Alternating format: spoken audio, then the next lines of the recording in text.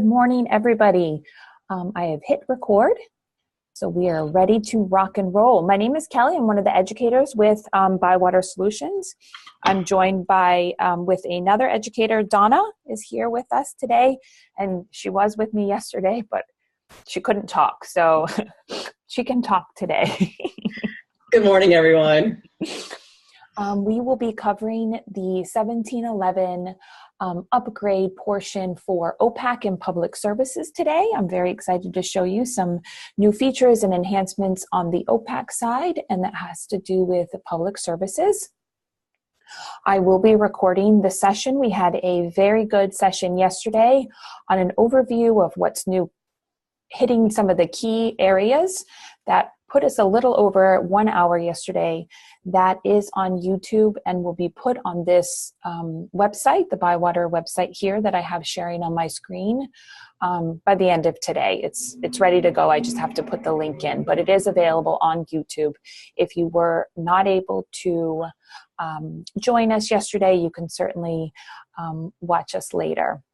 I do want to let everybody know that this is a great website that we'll be posting all our videos to, as well as any questions or any ideas that come up during these webinars. We have a great amount of partners that have great ideas as these features and enhancements are talked about, and I love to share the knowledge. So we had some great questions yesterday, which I'll be adding here. We have a few blog posts that will be going up onto this website as well. So keep this bookmarked and visit us often. As I said yesterday, we did have our What's New webinar, and that link will be right here. We also have 2 of each module coming up in the next 2 weeks. So in addition to this OPAC webinar today, we will be doing another one next week. We do try to vary the time, given that we know Koha is all over the country and possibly the world that people may be listening. Note to self, probably 4 o'clock for East Coasters is a little late because we did run past 5 o'clock, so I apologize for that. But I don't see any other 4 o'clock, so that might be good. As I said, there is going to be 2 per module, so we do have a circulation one, a technical service, and an administration. There is some overlap in each webinar, and for that, I do apologize, but a lot of these features and enhancements definitely cross over different modules, and I do know that everyone's time is really precious, and I want to get as much knowledge to you as I can. So for that, knowledge is power. I do want to say that your Koha will be upgraded to 1711 beginning in early June, and this will continue throughout the month.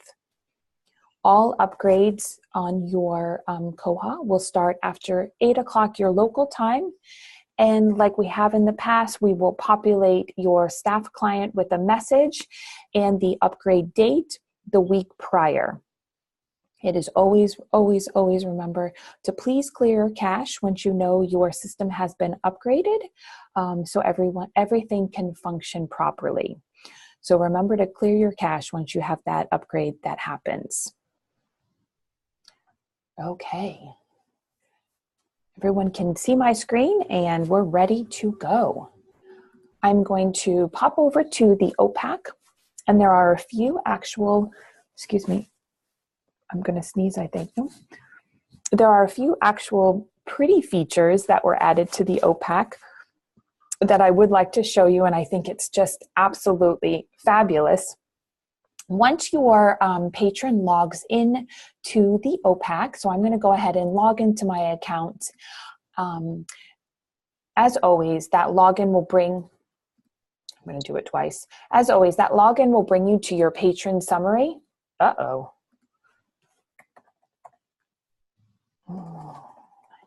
I don't want to reset my password though. Let's go back to the home screen. Oh, there, I'm logged in. Okay. It will go to that patron summary, and then once your patron has gone back to the main screen, we have this new little feature over here that will give your patron a nice summary of their account. So that will show them what they're calling the OPAC Dashboard. That will show them if they have any checkouts, any holds, or any fines and charges. So it looks like I've been a bad library patron and I owe some money. So this will actually show to your patron if you use the system preference called OPAC User Summary. So this is a system preference that would need to be turned on in order for this dashboard to appear. And again, that is OPAC User Summary. Oh, goodness. I don't know if it's useful to go back over to the staff client or not. I don't want to make anybody dizzy, but I can certainly go and show you that it is an OPAC User Summary is a system preference, and it's simple show or don't show. Okay, Kelly, we do have a question. Does the dashboard only show on the home page or does it show on all pages?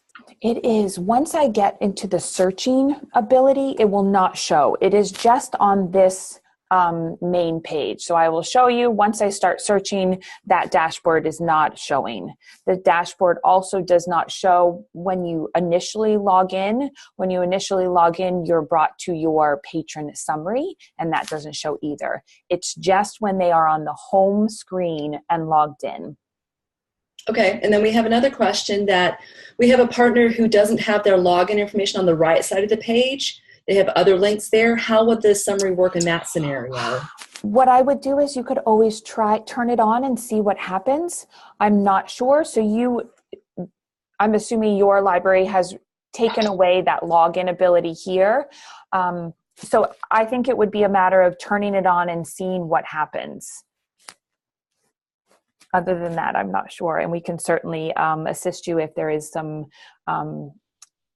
customization that's needed or some spacing that brings that down. Good question. Of course, you're welcome. Okay.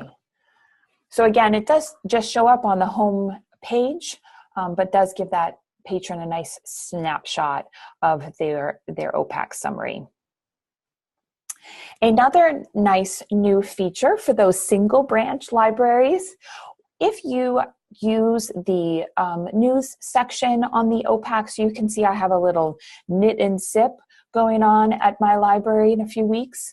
You can actually see that on the home page if you use that.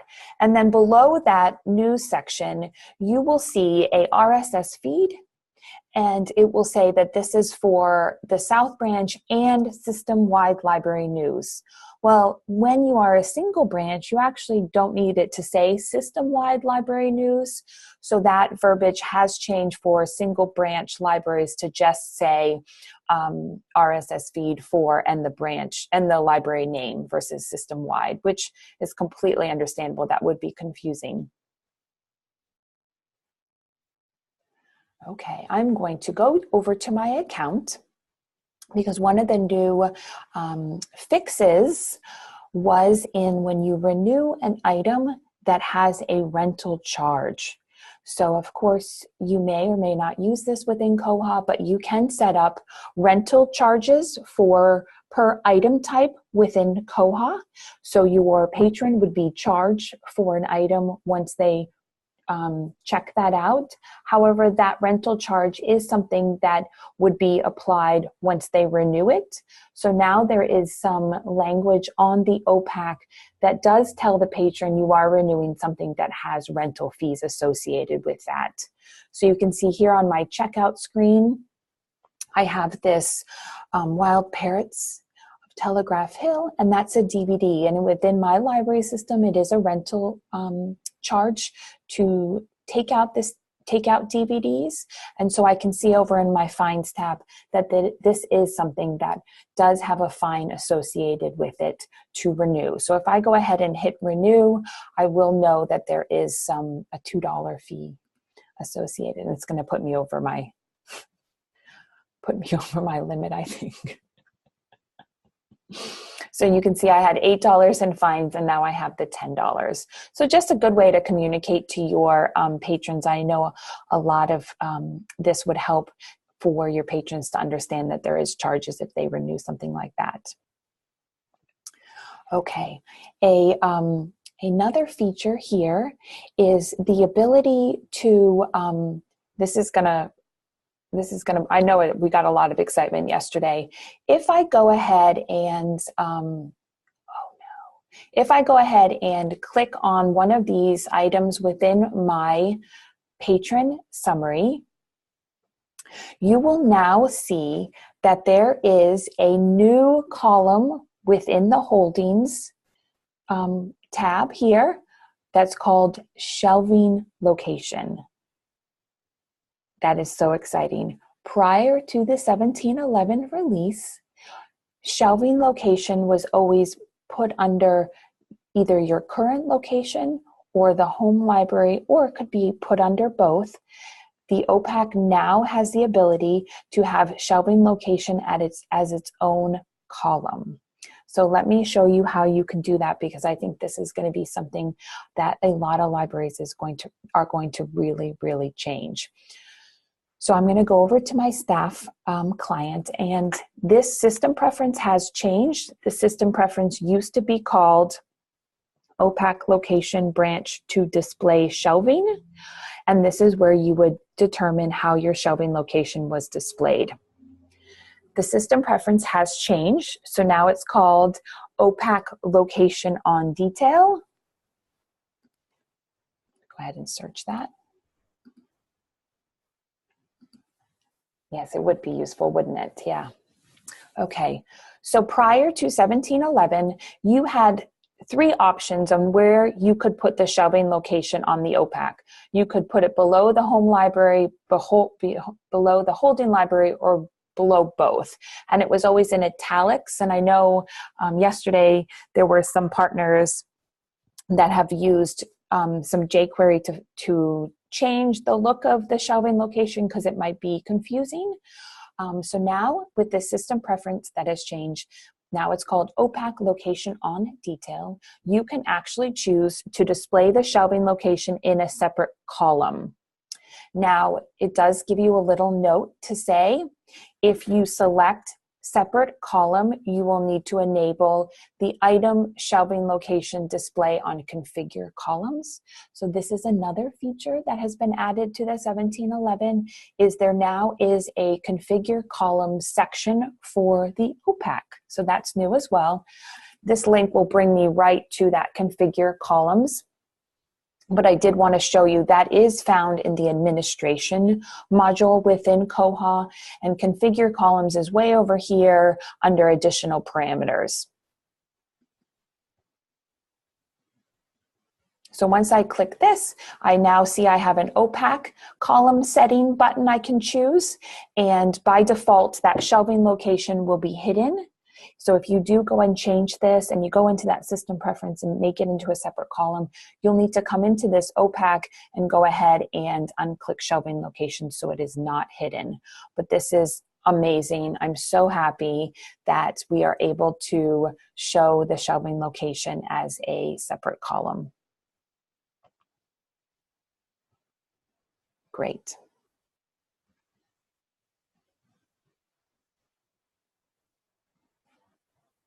And again, with these columns that are found within the column settings, you can certainly hide different, if you wanted to go ahead and hide that current location or that home location, it's very easy now to be able to do that. So that's really exciting.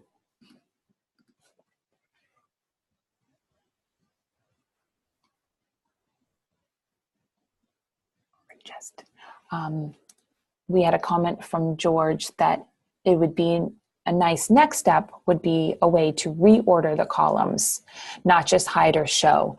Yes, that would be a great feature as well, is to be able to choose where each of these columns lives and what you would like to display first. I agree. That also would be amazing. Good. Perfect.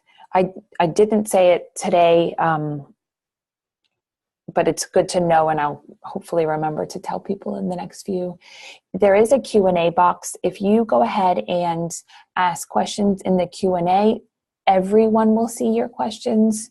Sometimes with the chat only gets directed to myself and Donna.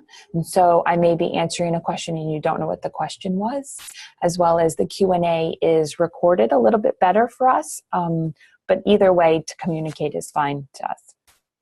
But that's why I'm just reading the questions so everyone can know what they're talking about. Okay, so this is awesome. New column for your shelving location. Now, there is also now a new system preference for passwords for both your patrons and your staff. And you can now set up a strong password within Koha. So that system preference is called Require Strong Password. So I'm going to go back over to my system preferences and I'm going to show you.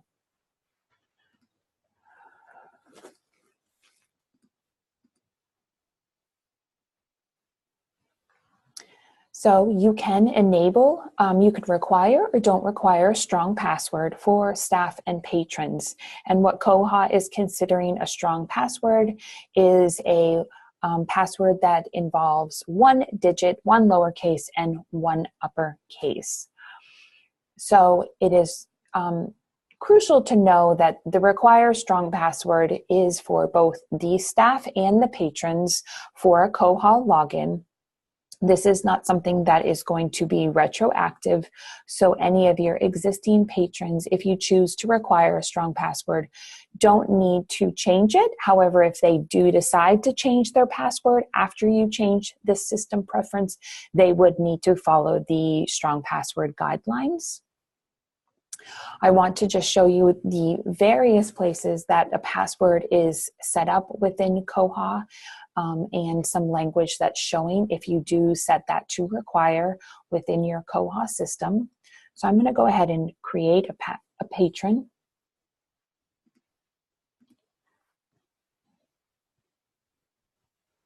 Okay. I don't have a lot of red, luckily, so I don't have a lot of required fields. So here I'm in the OPAC and staff login. So you can see I have a username and password. We had a great question yesterday. Is there a way to set a minimum password length? And yes, that is a system preference also.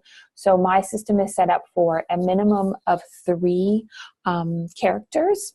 So unfortunately, and this is something that I think might be useful in the future, is it doesn't actually tell me what I need to set as a password at this screen. Once I start typing, sorry about that. Once I start typing, it will appear in red, and this happens both in this portion of creating a patron as well as changing a patron's password. Once you start typing, it will display that the password must contain 3 characters, which is coming from that first system preference, minimum password length. And then it tells me I need an uppercase, lowercase, and numbers to set it. So this is one area that you would need to make sure that password is set up correctly in that require strong password. As well as if I went into a patron,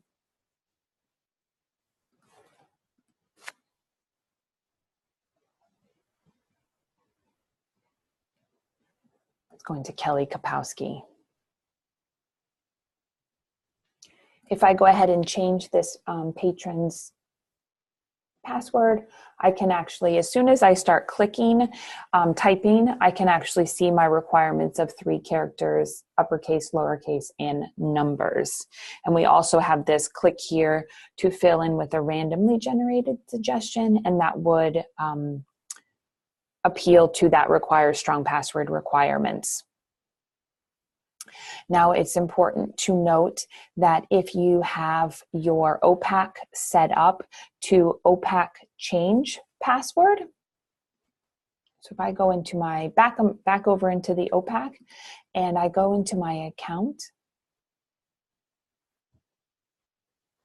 and I have a change password option, and this is a system preference as well. So your patrons may or may not have this option on your OPAC.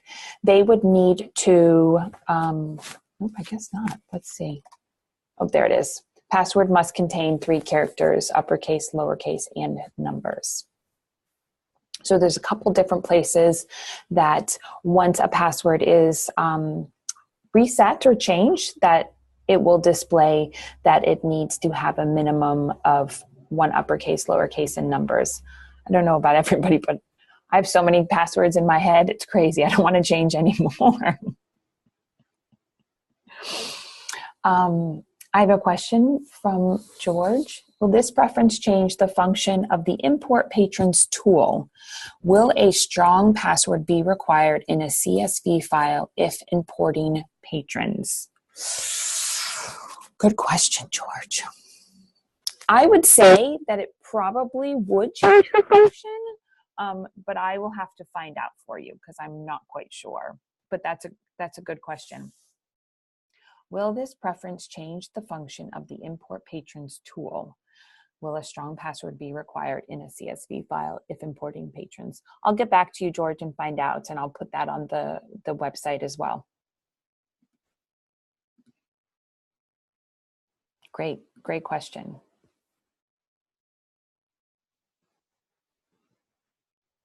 And I don't think anywhere in the bug test plan they talked about that feature, to my knowledge. So that is good to look into.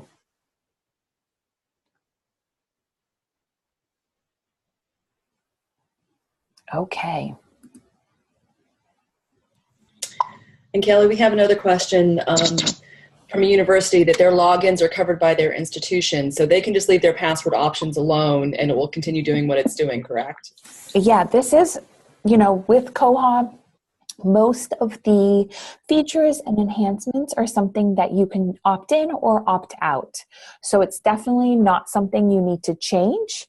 If you feel comfortable with how your passwords are done through the university or set up, then it's perfectly fine to not turn on that require strong password. Absolutely. Koha, if anything, is customizable to your needs as different libraries, whether it's academic or public, and what works best for your institution. But great question. Thank you. Okay. I'm back over into the OPAC because we talked about that OPAC reset password system preference. So if you did allow your patrons to reset their password within the OPAC, there is now the ability to allow patrons to enter either their library card number or their username in the login box. So let me log out.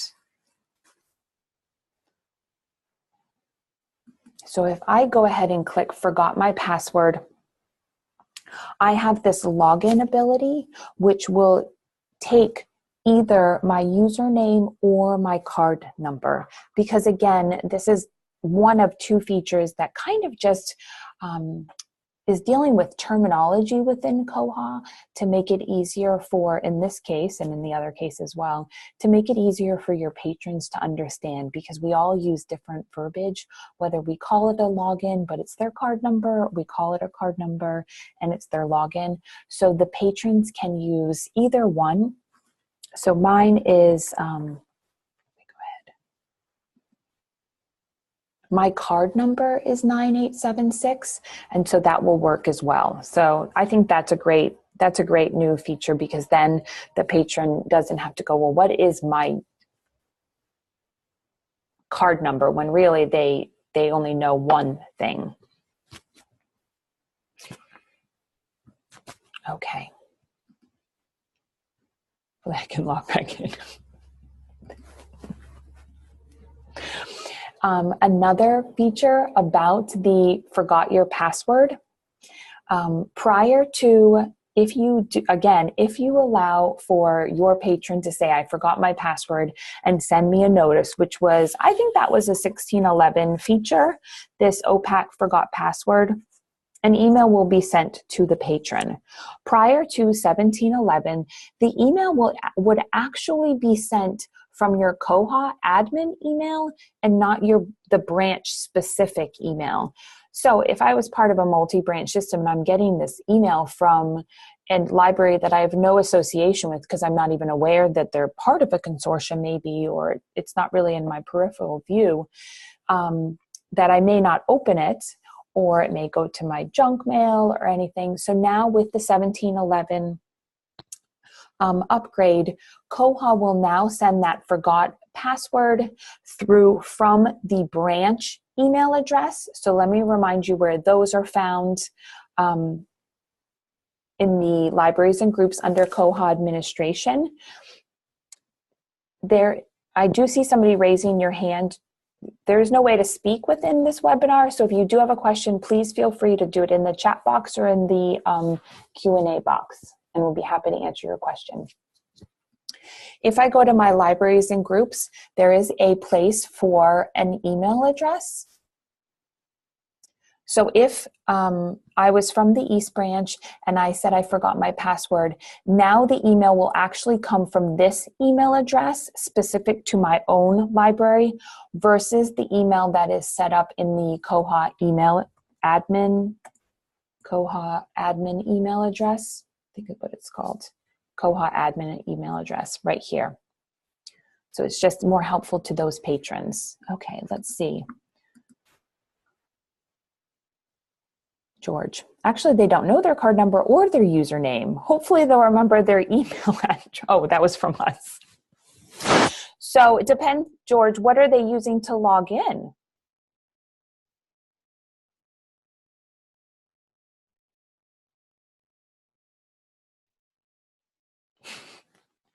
Well, in this way, I think, George, this gives them a better opportunity to make an educated guess. Like a login could be like, oh, I'm going to put my card number. I don't know what I need, or my user ID. So maybe this will be more helpful because they'll have multiple ways to get in. Okay, somebody did raise their hand, but I don't see any questions. So, yeah, there's no way for anyone to talk within a webinar. We use webinars for these. We use webinar setups for these meetings because we can have a lot of people. If we did a general meeting where everybody could talk, we could have like maybe I think 20 people. Yesterday we had 99 people show up. So it would be hard if everyone could talk. So I love that you're raising your hand, but if you have a question, just go ahead and type it in so we can help you. Okay. This is not something I can show you, but I definitely want to let you know if there's any libraries out there using Google Authentication for their maybe academic library. There is a few new system preferences with Google Authentication, which will fall over into the OPAC once it's set up. So I'm going to go ahead and just type in Google Open because I'll show all three of them. So if your library is authenticating with the Google Authentication, this enhancement, if you want it to, will allow unregistered patrons to have an account created for them. So you may be assigning your library, academic library, university library, may be assigning a Google Authentication, a Google email to their students. However, don't register their students to the library. They wait for them to come in. Now there are, now there are a couple new options that you can actually allow a student or this Google authenticated person email to register automatically through the OPAC with this system preference, Google Open ID Connect Auto Register. So if you do set this to allow, then again, that patron student that has that Google email address will be able to register via the OPAC, and you'll just need to say what branch you would like them to be registered at and what category code. So if you do have that set up to register, you would just need to fill out the other two. This is something that if you use Google Authentication, you certainly don't need to do it. Again, it is a system preference that you can turn on or turn off. And Kelly, just going back a second, Sarah asked, will we have to enter an email in each branch's email field, or is this an opt-in change? And it is an opt-in change. You don't have to have that entered for each location. You don't. If you do not use the email in setup in libraries and groups, all your emails will come from your Koha admin email. So this would not be a change that is affected by your library if you don't use emails in libraries and groups. There are a lot of libraries that use specific emails per branch. So when a notice comes, it will come from that branch versus from a one major email. Everybody does it a little differently. So yes, Donna's correct. You don't need this. If you don't have those set up, this won't change anything. Good question. Okay. There was a kind of a quirky bug that dealt with the suspension of holds on the OPAC. So if you allowed your patron to suspend holds on the OPAC, there was, Koha had an issue with not designating a date or not following through with that date. So now that has been fixed. So now if you do suspend all your holds from the OPAC, the holds will now work as wanted with that specific date in mind. It would actually just do it indefinitely if you did this for whatever reason. So I know a lot of partners had an issue with this, and this was a bug that was fixed quite quickly because it's a kind of a high number. We talked a little bit about discharges at the library, and if your library does have the system preference turned on called Use Discharge, then now there has been a couple errors and messages been cleared up by Koha to give that patron a better understanding that they actually did get a discharge from the library and it was fulfilled. So again, if your library uses this or not uses this, is a system preference called Use Discharge. And I will go ahead and I'm going to log into somebody else's account because I don't want to discharge myself.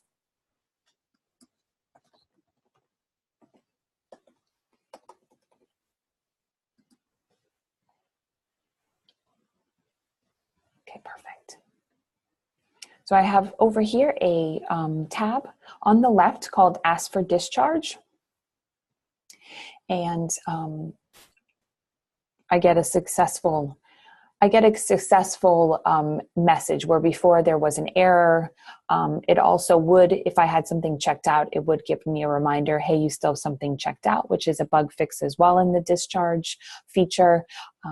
Once I go ahead and ask for a discharge, then it actually comes over to the staff client and will appear where your purchase suggestions appear, as well as maybe if you're allowing tags or comments, it shows right down here at the bottom. Great. If you do use titles for your patrons, so maybe you're using that Mr. or Mrs. Doctor feature of Koha and identifying your patrons that way. Prior to the 1711 release, that title was not visible anywhere except for the details, like the little left-hand feature over here. Now, the title can be seen in the checkout screen, and maybe people noticed, it actually can be seen on the OPAC as well. So once I'm logged in, I can actually see that it says Miss Kelly up here.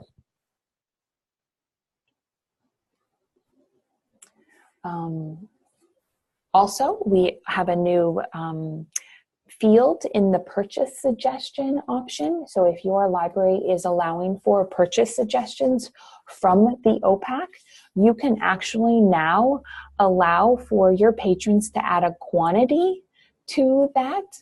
Oh no, I've reached too many. Oh no. Log in, let's log out. Let's go to, let me delete one. Delete. I've requested too many books. Okay, so if I go ahead and ask for a purchase suggestion to be made by my library, I now have a quantity field. So I could go ahead and say I would like 10 copies of this item.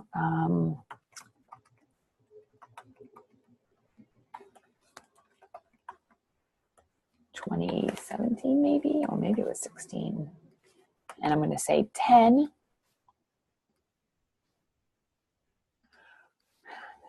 My note field is required, so I'll just put book club as my note. So as soon as your patron submits that purchase suggestion, again, it will show up on your staff client, and it doesn't show, the quantity will show up in the acquisition portion of your purchase suggestion. So you're not going to see it on that first screen. So you can see I have suggestions pending approval, and I'm going to go ahead and click that. So I have it here. Once I go ahead and click the purchase suggested title, in the acquisition information, I can see the number of copies that my patron has requested. So Kelly, Barbara has a question. Is the reason for suggestion a new field? That is the drop-down one. Let me delete another one. Hold on. Deleting all my books that I want the library to purchase. I'll show you. It's not a new one, but I think that it was, I gotta delete another one. It's an authorized value that you can certainly add fields to. I'm still deleting. And it's called suggested, I'm trying to think, OPAC suggest. Okay, let me hit new purchase suggestion. I don't believe it's a new field, but you do have this reason for suggestion. So this is something that you can put on the purchase suggestion, and you can use fields set up in your authorized value, Barbara. So let me tell you what that authorized value is called. OPAC. So I'm in my Koha administration under authorized values. So that's all my drop downs. Suggest status. It must be this one. OPAC SUG. Yeah. So it would be the category OPAC SUG. I don't believe it's new, but it may have been new in 1705.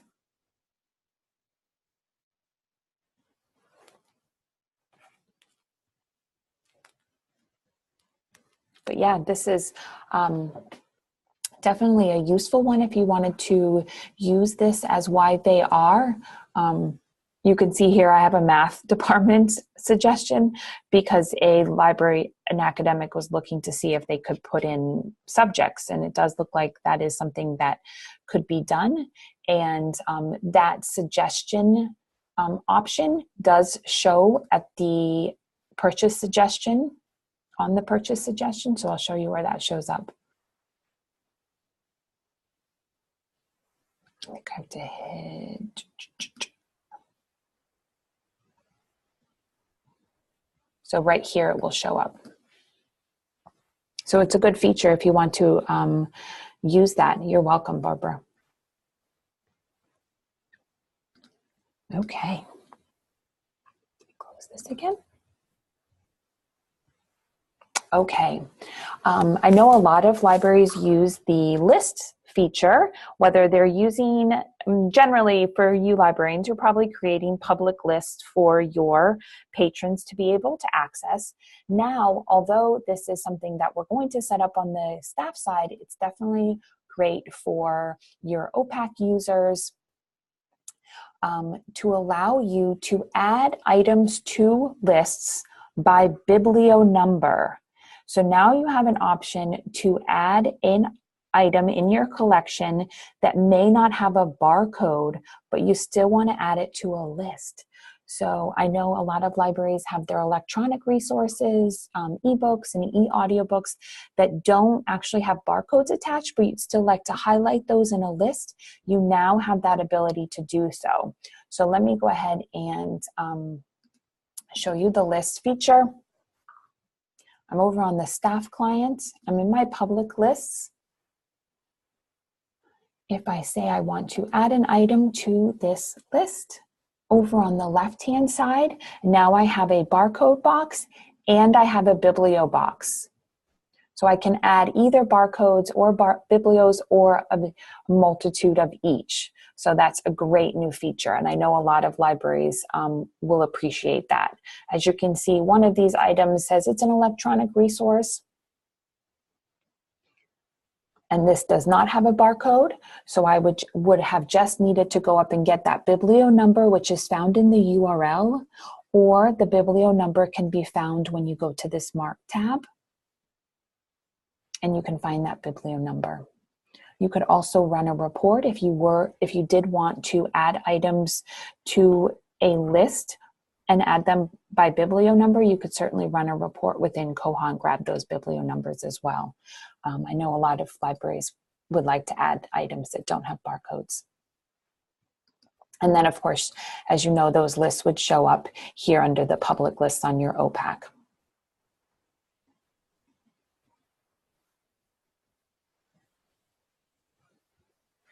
Okay, another little feature that I think is kind of fun is if you're creating a list either on the OPAC or on the staff, and I'll show you on the OPAC. If I was to create a list that is a private list that I'm not sharing with anybody within Koha, I have a couple options to fill out. I'm going to say this is my private, how I want this list sorted, as well as allow changes to contents from. So if I go ahead and say anyone seeing this list, this actually will tell me, by the way, you're making this a private list. There's no reason why you need to use this option because this list is strictly private. So there was a little bit of necessary wording that needed to be added because it's a little misleading if I make a private list, but anyone can see it. I think that's funny. Okay, another feature that is more of a cataloging feature, however, it's good to know that it's out there and visible if you decide to use it. And this allows for the 776 mark field to be seen on the OPAC and on the staff display. The mark field for 776 is additional physical formats. So if you wanted to be able to link books to audiobooks or books to DVDs, you can now do that through your bib record and have your patrons be able to find other items. So we have this set up on this item, Dear Fahrenheit 451. Great book. Once I click on the item and I'm in the actual full bib record, I now can display this additional physical formats here in the bib record. And this actually will bring me, is a clickable link that will bring me to the other physical format. So I was in the audio item type. Once I click this, this will bring me to the book format. So it would be a cataloger's job to go ahead and make these changes or go ahead and do this kind of work. But it's a great feature to have on your OPAC if that's something you want to lead your patrons to other formats of a book. Maybe the large print. Not everyone knows there's large prints available, and some people actually enjoy large prints once they start to read them. Okay, that about wraps up what I had to share on the OPAC and public services for 1711 for Koha. Do we have any questions that you saw something that you weren't sure, or any questions you had about anything I talked about today? Yay. Back to password.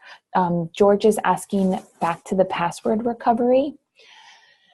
Recovery emails were originally placed in the message queue. There was a bug to send those emails immediately rather than to wait for the message queue to process. Do you know if that bug has been pushed? Back to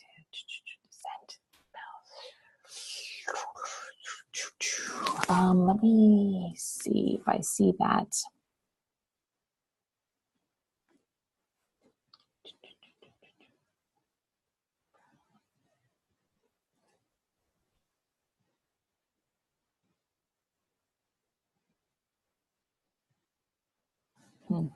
Okay, Kelly, that has been pushed. It's bug 18570.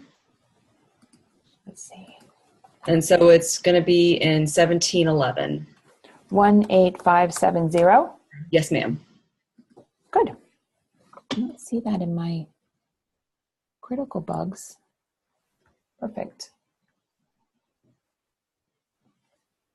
171105 or 1705. There you go. Thanks, Donna. Yes, the additional physical format link also shows up on the staff side. That was another question we had. So let me go ahead and show you. It looks the same, both in that full bib record view on the staff client. I would see that link. Now, this is dependent on how your frameworks are set up, and I'll go into more details of how to do that on my technical services webinar, but you can see it right here. I have that additional physical format. And again, that is a link to bring me to the other. I'm in the audiobook, and this will bring me to the print.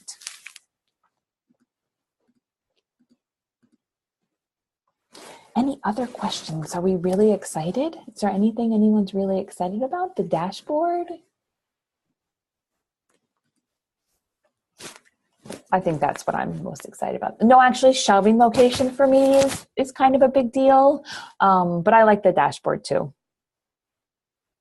Well, I want to say, everyone, thank you for coming. I appreciate your time. I know we all are very busy, wearing multiple hats during the day, so I appreciate you coming and contributing. I will certainly put this recorded webinar onto the website by the end of the week. And I have one question to get back to George. And once I find that information out, I'll send it to George as well as post that on the website as well.